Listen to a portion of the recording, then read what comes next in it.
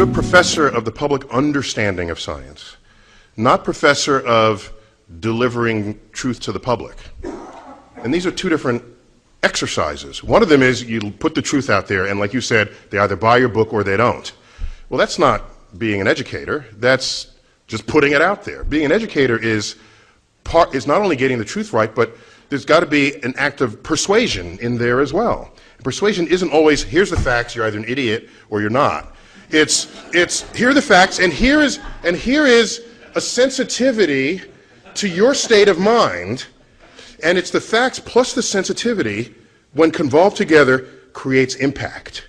And I worry that your methods and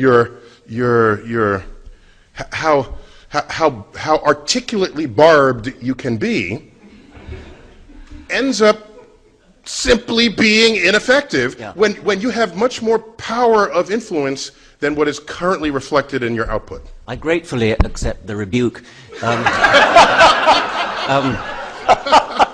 Just one anecdote to show that I'm not the worst in this thing.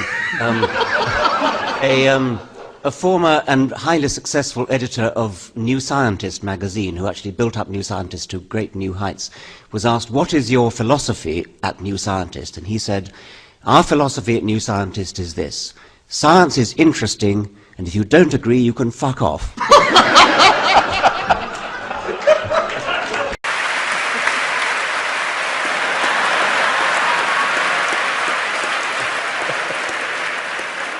Brian, get me started. Yeah, you don't want to get him started. I know that from experience. How do you know that math is the language of the universe? I was going to say, what about the multi? The universe told me. Okay, one day far in the future, we encounter some alien civilization, and they say, "Hey, show us what you've done to understand the universe." And we bring out our math books with all our theorems and physics, and they turn to them and say, "Math, we tried that. Yeah, it takes you just so far." And the real way to do it is like this. But here I want to have a note. Just because you still can't figure out your string theory, don't come crying to me. Don't come crying to me because you can't figure it out. No, in fact. You got him started. See, you got him started. I said don't get me started. Get him started.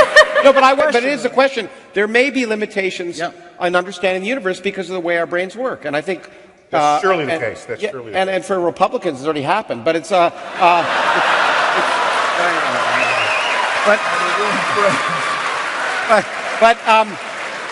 What I wonder, Richard, is whether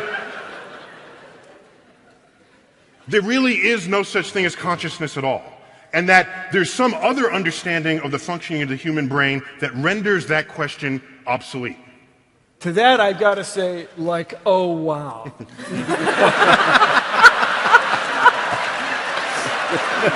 Perfect.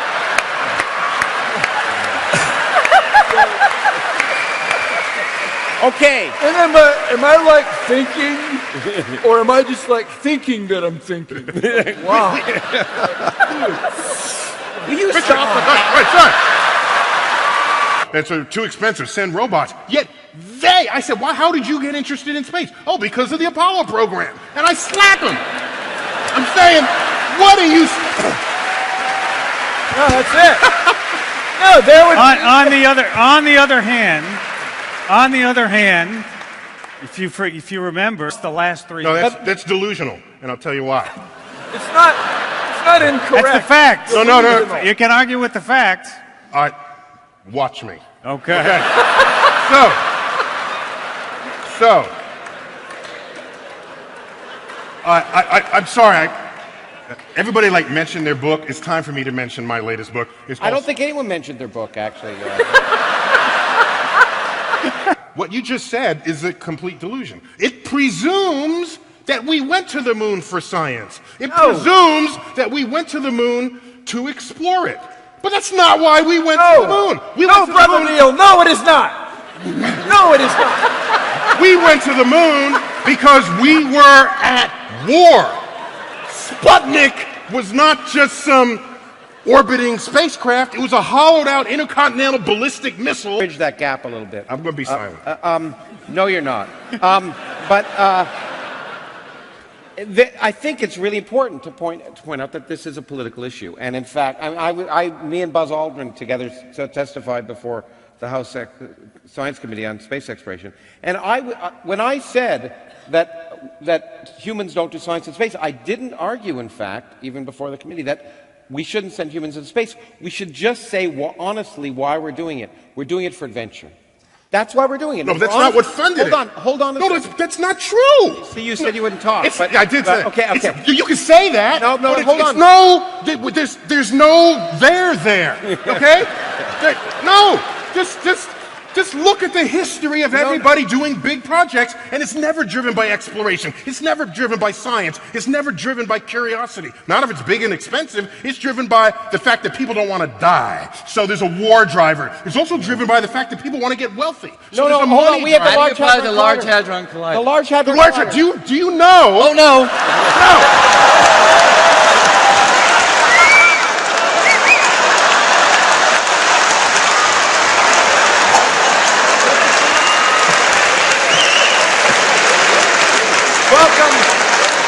Just proves my point. The Large Hadron Collider.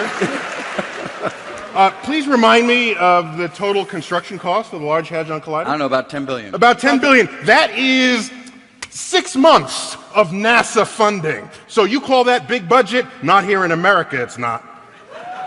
Yeah, NASA's budget's about $17 billion. Doesn't go as far as it used to. So it's expensive, but not on the scale that we're talking about here. That's all the country shared. That's not big money. Okay. Big money is a shuttle mission costs $1 billion here. I'm not saying it should cost that, but that's what it does. And who writes those checks? It's people who do it for geopolitical reasons, not because they care about science. Our super collider, the one that you would have benefited from, the superconducting super collider, started to get funding in the 1980s, wasn't it? Yeah. 200-mile ring. It would have been 60-mile ring. 60-mile diameter. The circumference. 60 miles around. Yeah. I thought it was 60 times. Well, take pi. it from me. It's 60. Pi? No, it's 60. Okay. Better story Circumference with is 60 200, though. Brian, 60. Circumference? Yeah. Yeah. Okay, I've been saying it wrong all these years. Well, like Never a lot of mind. things. Thank you. Never mind. Okay, no. So watch. So here's a super collider. America would have found the Higgs boson decades ago. Actually, Tracy, I think I want to direct this one to you. Who's you? To Tracy. That's not Neil. I'll be happy. Okay. Okay, it says here, science has recently become somewhat trendy.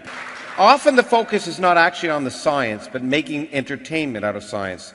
Is this ultimately good for science, do you think? To answer that question, all you have to look at is what is going on in this stage tonight. This is entertainment. I hope so. This is absolute entertainment. I'm sitting here just watching. I'm ducking out of the way sometimes. But I'm sitting here watching it. It's making a point about science and how to convey and how to make science interesting to the public. You're getting into these. Yeah, I agree. This is how to do it. I think fun and entertainment are overrated. That's because you're British. That's because you're British. No. It's okay.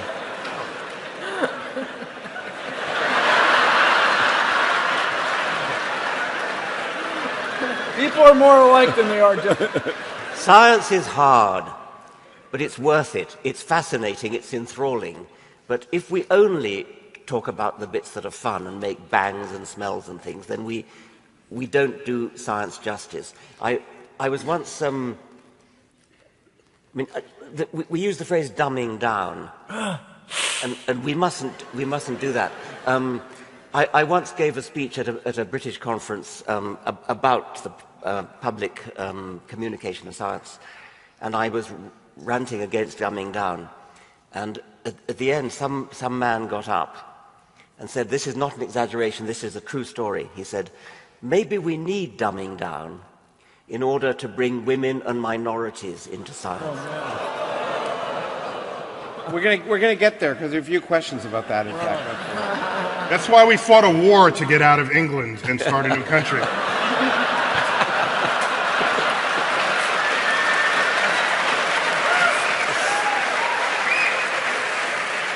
I have to say, he was booed in the original. Okay. yeah, okay, good, absolutely.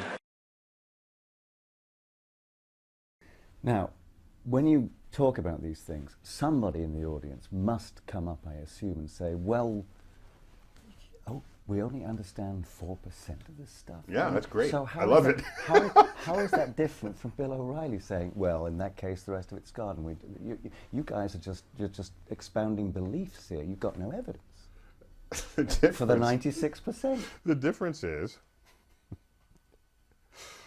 we do understand the tides. The tides are part of the 4% we understand. So Bill O'Reilly is giving a list of things that are fully understood. If he had given a list of things that are not understood, okay, that would be a different reaction. And it would be less susceptible to comedic mockery than saying, tides come in and out, you can't explain that. It's like, yes, we can. We've known that one for the last couple of 100 years. Give me a better example. So if he said, there's dark matter and there's dark energy forcing an expansion of the universe so fast that it's accelerating. You can't explain that. Right. We can't explain it. Okay.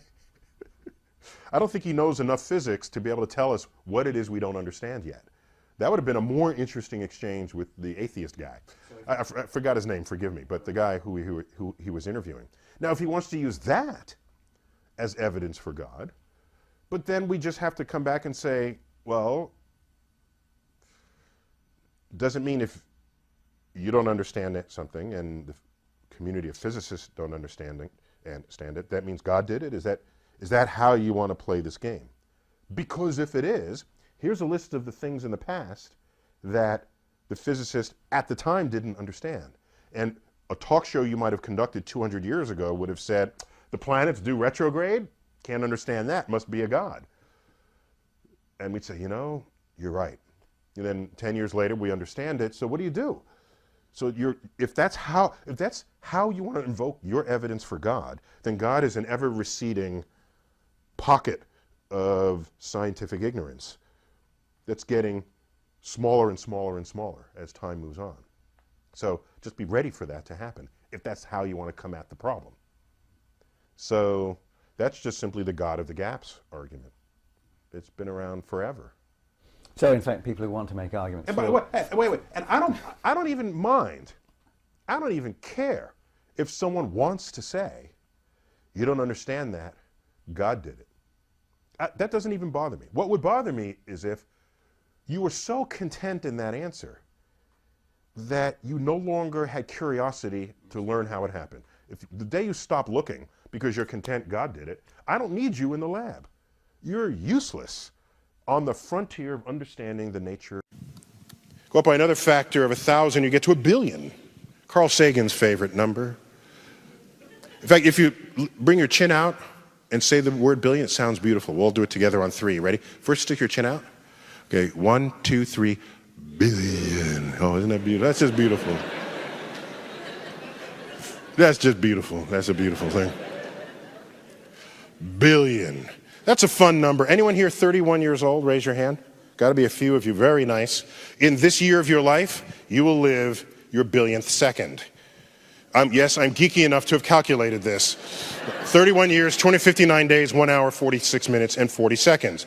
But you have to account for leap days and leap seconds, okay? I'm going to try to make an app that'll do this, but I haven't done it yet. I've been busy doing other things. But I celebrated my own billionth second with a really small glass of champagne. 50 of these billions. Let's see, I think a neighbor of yours, he's a neighbor, right? Isn't he? He's like, you see him around town, I presume? Not, okay.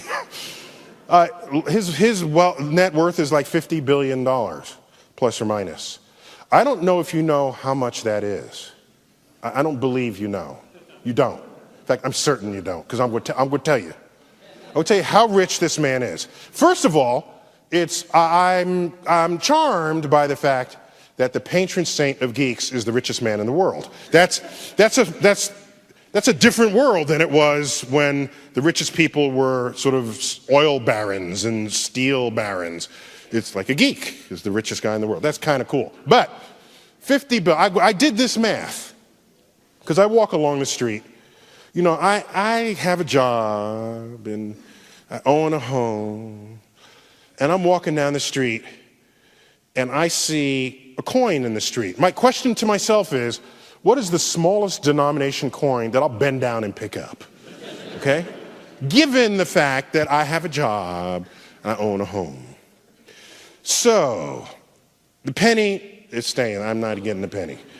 The nickel, no, I'm not getting the nickel. Dime, if I'm not in a hurry, I'm picking up the dime. Okay? A quarter, well, that's good for parking meters and laundry. Plus, it's a quarter, right? So I'm picking up the quarter. So for me, the boundary between picking up the coin and not is between a dime and a quarter. So I figured, let me ratio this up to that wealth and ask, how much money has to be laying in the street for Bill Gates to be too busy to pick it up? It's $45,000, okay? That's what it is. $45,000, I said, too busy. Somebody else get that. I got.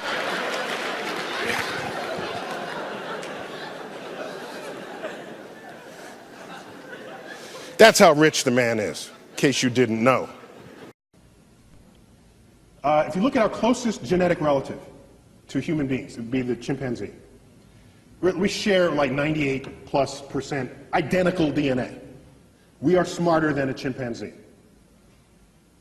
So let's invent a measure of intelligence that makes humans unique. Let's say intelligence is your ability to like compose poetry, symphonies, do art, math, and science, let's say, okay? Let's make that as the arbitrary definition of intelligence for the moment. Chimps can't do any of that. Yet we share 98, 99% identical DNA. Okay? The most brilliant chimp there ever was maybe can do a little bit of sign language. Well, our toddlers can do that. Toddlers. So here's what concerns me deeply. Deeply.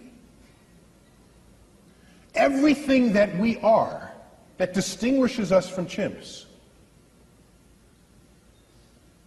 emerges from that 1% difference in DNA. It has to, because that's the difference. The Hubble telescope, these grand, that's in that 1%. Maybe everything that we are that is not the chimp is not as smart compared to the chimp as we tell ourselves it is. Maybe the difference between constructing and launching a Hubble telescope and a chimp combining two finger motions as sign language, maybe that difference is not all that great. We tell ourselves it is, just the same way we label our books optical illusions. We tell ourselves it's a lot. Maybe it's almost nothing. How would we decide that? Imagine another life form that's 1% different from us in the direction that we are different from the chimp. Think about that. We got 1% difference and we're building the Hubble telescope. Go another 1%. What are we to they? We would be drooling, blithering idiots in their presence. That's what we would be. They would take Stephen Hawking and roll him in front of their primate researchers and say, well, this one is like the most brilliant among them because he can do sort of astrophysics in his head. Oh, isn't that cute? Little Johnny can do that too. Oh, that's so nice. Oh. In fact, Johnny just did that. Let me get it. It's on the refrigerator door. Here he is. He did it in his elementary school class. Think about how smart they would be. Quantum mechanics would be intuitive to their toddlers. Whole symphonies would be written by their children and, like I said, just put up on the refrigerator door the way our pasta collages are on our refrigerator doors. So the notion that we're going to find some intelligent life and have a conversation with it? When was the last time you stopped to have a conversation with a worm? Or a bird? Oh, well, you might have had a conversation, but I don't think you expected an answer, all right? So, we don't have conversations with any other species on Earth with whom we have DNA in common. To believe that some intelligent other species is going to be interested in us enough to have a conversation?